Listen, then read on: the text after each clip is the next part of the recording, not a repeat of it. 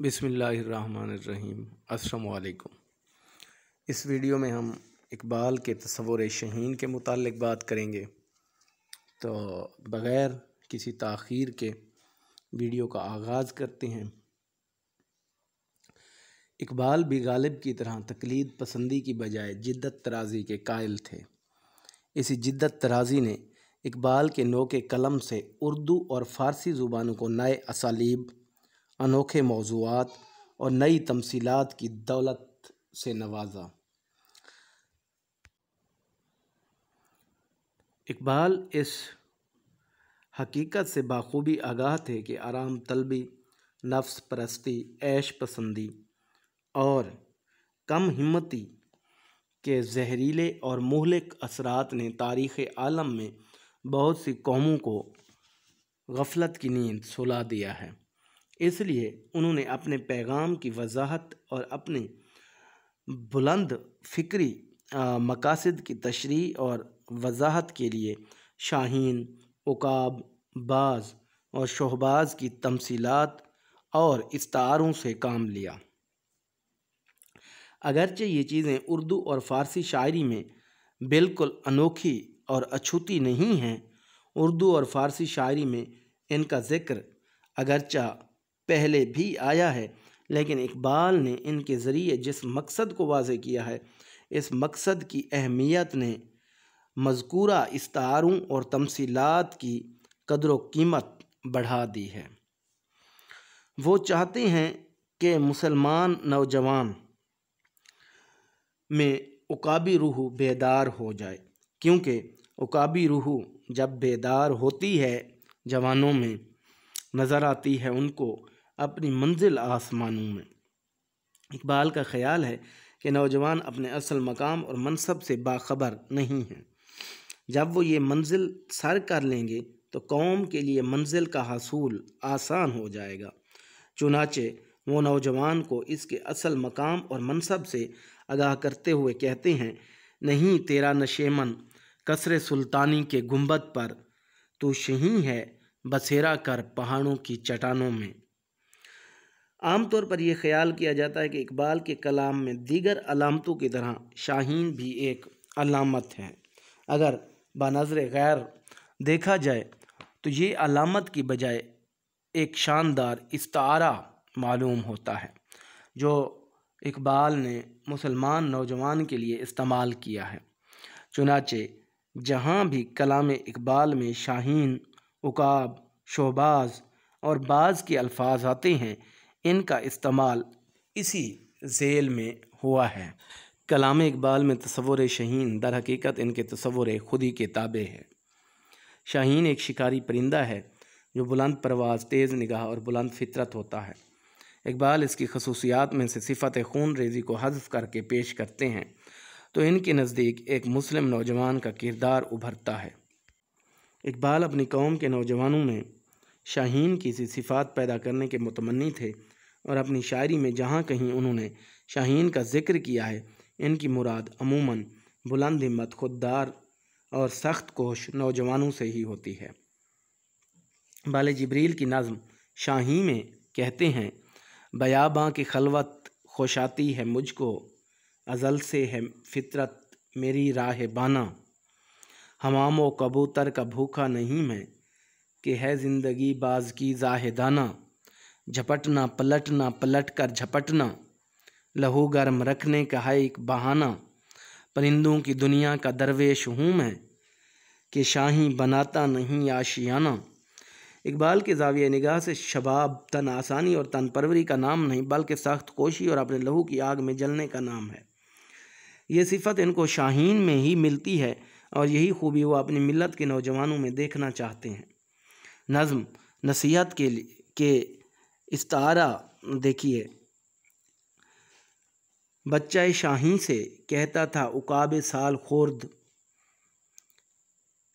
ए तेरे शहपर पे आसां है, तेरे शहपर पे आसां रिफ़्फ़त चरखे बरी, है शबाब अपने लहू की आग में जलने का नाम, सख्त कोशी से है तल्ख जिंदगानी अंगबी, जो कबूतर पे झपटने में मज़ा है ए पिसर, वो मज़ा शायद कबूतर के لہو میں بھی نہیں۔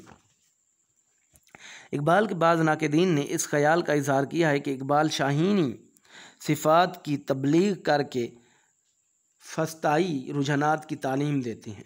مثلاً پروفیسر مجنو گورکھپوری کہتے ہیں، آخری دور میں اقبال کی شاعری میں ایک اور میلان پیدا ہو گیا جو حجازیت سے بھی زیادہ خطرناک ہے اور جس کو ہم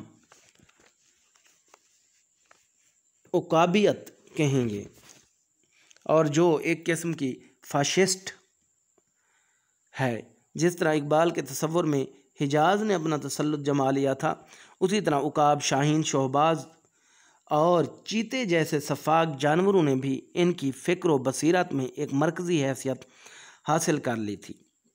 وہ انسان میں بھی بالخصوص مرد مومن میں انہی پھاڑ کھانے والے جانوروں کی خصلت دیکھنا چاہتے تھے۔ اتفاق سے اقبال نے اپنے ایک خط میں خود ہی شاہین کی تشبیہ یا علامت کی وضاحت کر دی۔ شاہین کی رمز سے متعلق جو غلط فہمیاں پیدا ہو گئی تھیں، ان کے ازالے کے سلسلے میں یہ خط بہت ہی مفید ثابت ہوا ہے۔ اقبال کی ایسی وضاحت نے ان تمام غلط فہمیوں کا استئصال کر دیا ہے۔ ظفر صدیقی کو لکھتے ہیں، شاہین کی تشبیہ محض شاعرانہ تشبیہ نہیں ہے، اس جانور میں اسلامی فکر کے تمام اوصاف پائے جاتے ہیں۔ خوددار اور غیرت مند ہے کہ اور کے ہاتھ کا مارا ہوا شکار نہیں کھاتا، بے تعلق ہے کہ آشیاں بندی نہیں کرتا، بلند پرواز ہے، خلوت پسند ہے، تیز نگاہ ہے۔ اقبال بعض صوفیاء کی تعلیم نفی خودی سے نالاں تھے۔ وہ مسکینی، محکومی اور نومیدی کا درس دینے والوں کو گوسفند از گوسفندان قدیم کا لقب دیتے تھے۔ انہوں نے اپنے فلسفیانہ استدلال، حکیمانہ بصیرت اور شاندار اسلوب سے خودی کے لفظ سے غرور اور خود پسندی کا لبادہ اتار کر اسے احساس نفس اور عرفان ذات کے باکمال معنی پہنا دیے ہیں۔ ان کے نزدیک انسان استحکام خودی کی بنیاد پر ماحول سے نبرد آزما ہوتا اور فطرت کو اپنا مطیع بنانے کی کوشش کرتا ہے۔ جب وہ ملت کے نوجوانوں میں احساس خودی کا فقدان دیکھتا ہے تو اللہ سے دعا کرتا ہے کہ جوانوں کو میری آہ سحر دے، پھر ان شاہین بچوں کو بالوں پر دے، خدایا آرزو میری یہی ہے، میرا نور بصیرت عام کر دے۔ اگرچہ اقبال نے مغربی طرز تعلیم کی درسگاہوں سے علم اور حکمت کے موتی چنے تھے، اس کے باوجود وہ مغربی تعلیم سے سخت متنفر تھے۔ ان کے خیال میں مغربی تعلیم سے سوائے تقلید فرنگ کے نوجوان اور کچھ نہیں سیکھتے۔ یہ تعلیم انہیں بے عمل، بزدل اور غلام بناتی ہے۔ ان اداروں اور تعلیم گاہوں کے ذمہ داران جو یقیناً اساتذہ ہیں، انہیں ان کے قوی نقطہ نگاہ سے فرائض کا احساس دلاتے ہیں۔ شکایت ہے مجھے یا رب، خداوندان مکتب سے، سبق شاہین بچوں کو دے رہے ہیں خاک بازی کا۔ حیرت ہوئی ہے کہ پروفیسر مجنو گورکھپوری جیسے باشعور اور متوازن نقاد بھی غلط فہمی کا شکار ہو گئے۔ اگر وہ کسی قدر فکر و تامل سے کام لیتے تو یہ عقدہ ان پر خود بخود کھل جاتا کہ اقبال نے کبوتر کے لہو سے زیادہ شاہین کے جھپٹنے پر زور دیا ہے۔ چنانچہ وہ ایک سال خورد عقاب اپنے بچہ شاہین سے کہتا ہے، جو کبوتر پر جھپٹنے میں مزہ ہے اے پسر، وہ مزہ شاید کبوتر کے لہو میں بھی نہیں۔ اگر شاہین اپنی بلند پروازی چھوڑ کر جھپٹنے، پلٹنے اور پلٹ کر جھپٹنے کی عادت ترک کر دے اور خودی سے بے تعلق ہو جائے اور کرگس اور زاغ کی صحبت اختیار کر لے تو اس میں بھی کرگس اور زاغ جیسی صفات رذیلہ پیدا ہو جائیں گی۔ چنانچہ اقبال درست تعلیم و تربیت کے ساتھ ساتھ نوجوانوں کے لیے صحبت صالح کے بڑی شدت سے قائل تھے۔ اپنے بیٹے جاوید اقبال کو مخاطب کر کے کہتے ہیں، ہوئی نہ زاغ میں پیدا بلند پروازی،